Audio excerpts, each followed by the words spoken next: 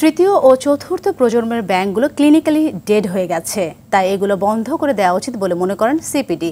ধানমন্ডিতে সিপিডি কার্যালয়ে ব্যাংকিং খাতে সুশাসন ফিরিয়ে আনতে করণীয় নিয়ে আয়োজিত মিডিয়া ব্রিফিংয়ে নির্বাহী পরিচালক ফাহমিদা খাতুন বলেন, কিছু কিছু ব্যাংক মরে যাওয়ার উপক্রম হয়েছে, তাই মরে যাওয়ার উপক্রম হওয়া ব্যাংকগুলো চালানোর ইচ্ছা থাকলে পরিচালনা পরিষদ পুনর্গঠন করতে হবে। ফাহমিদা খাতুন বলেন, পরিচালকদের সুবিধা দেওয়ার কারণে দুর্বল হয়েছে দেশের ব্যাংকিং খাত। এছাড়া গেল 15 বছরে 24টি বড় ব্যাংকিং অনিয়মে 92,261 কোটি টাকা হাতছাড়া হয়েছে বলে জানিয়েছে centre for policy dialogue CPD.